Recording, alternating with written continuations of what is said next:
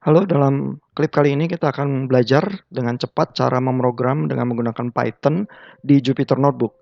Buat teman-teman yang belum punya Python dan Jupyter Notebook, bisa dengan mudah mendownload Anaconda. Kita kalau search di Google, Anaconda download, akan dengan cepat menemukan website untuk instalasinya.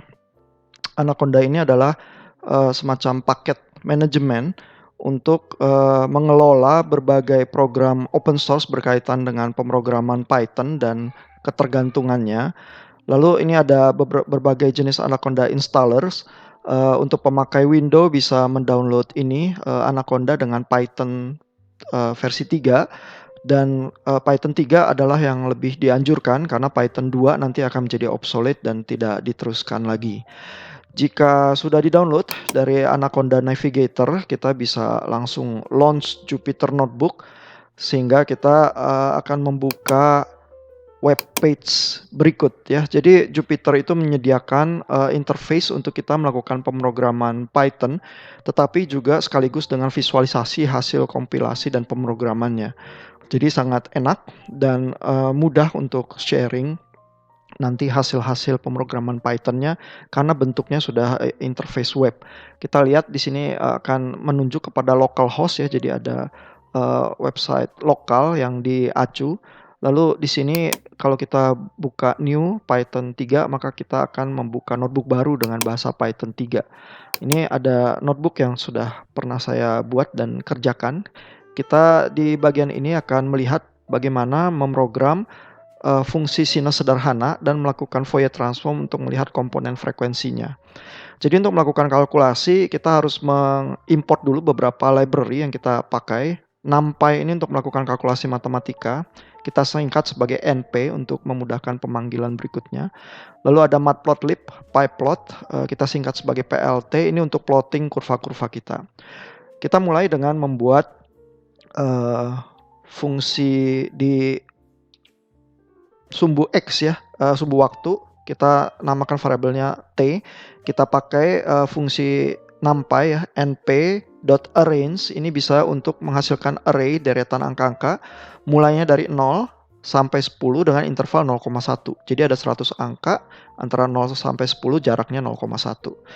Lalu kita juga bisa memanggil fungsi sin, itu juga menjadi bagian dari NumPy, jadi kita panggil np.sinus.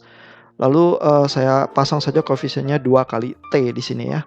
Nah 2 kali T ini menjadi penanda frekuensinya, saya masukkan ke variabel X, lalu yang di Y ini kita coba dulu dengan mulai dengan angka yang kecil ya, 3 kali T begitu ya. Jadi ini ada 2 fungsi sinus dengan frekuensi yang berbeda. Lalu kita plotting, kita panggil dari plt.plot, kita plotting ini untuk nilai di sumbu X-nya T, lalu X kita plot di sumbu Y. Lalu kalimat plot yang berikutnya untuk memplot sumbu Y. Lalu supaya kalau sudah kita plot ada kotak-kotaknya di gambar kurva kita, kita bisa panggil plt.grid. Nah, buat teman-teman yang terbiasa dengan MATLAB, memperhatikan bahwa di sini tidak ada tanda titik, koma, dan lain sebagainya untuk memisahkan baris.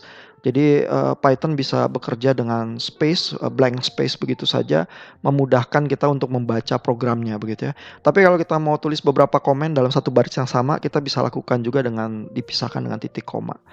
Kita run kode ini dengan menekan tombol ini run.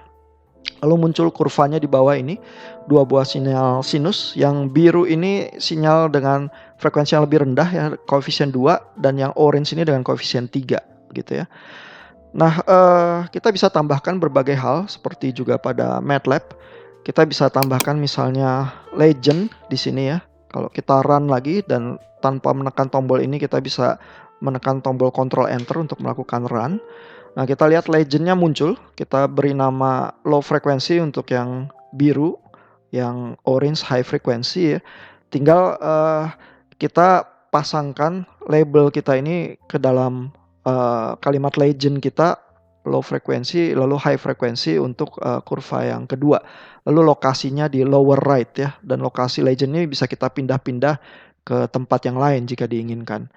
Nah, kita juga bisa memasang title ya, yaitu judul dari kurva kita, dan penanda untuk sumbu X dan sumbu Y. Kalau kita run lagi, maka muncul di sini title-nya sinusoid functions. Lalu untuk sumbu X ada time di sini dan untuk sumbu Y ada amplitudonya ya.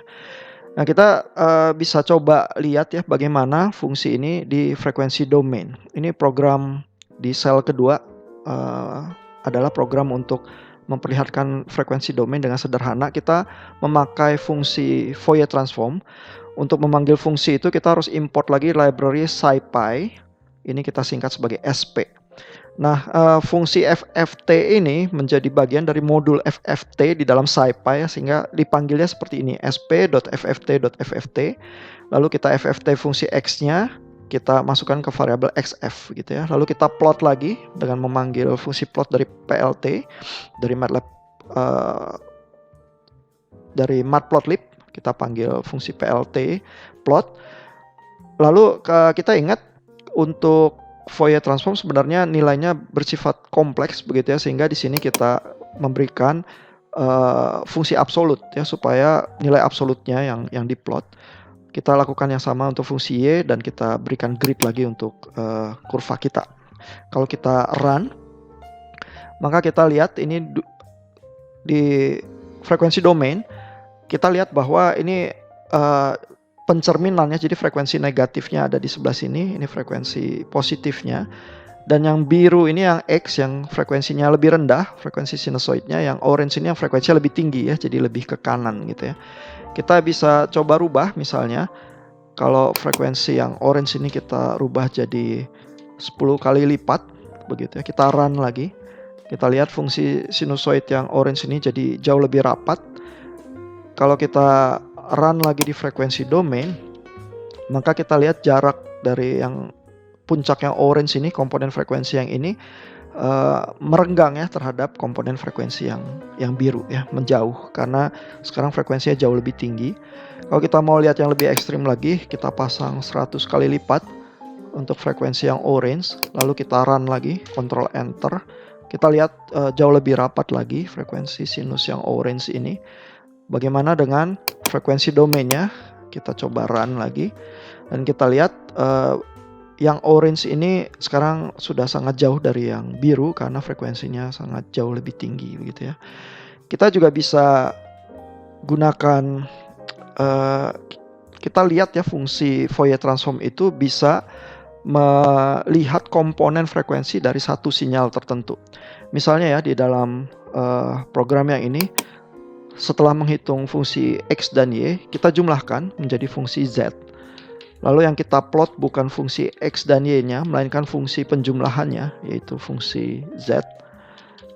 Ini legendnya kita tutup dulu ya, karena tidak ada frekuensi rendah dan frekuensi tinggi.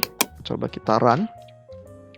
Nah, maka ini penjumlahan ya, fungsi X dan fungsi Y menghasilkan fungsi yang semacam ini, fungsi Z begitu ya.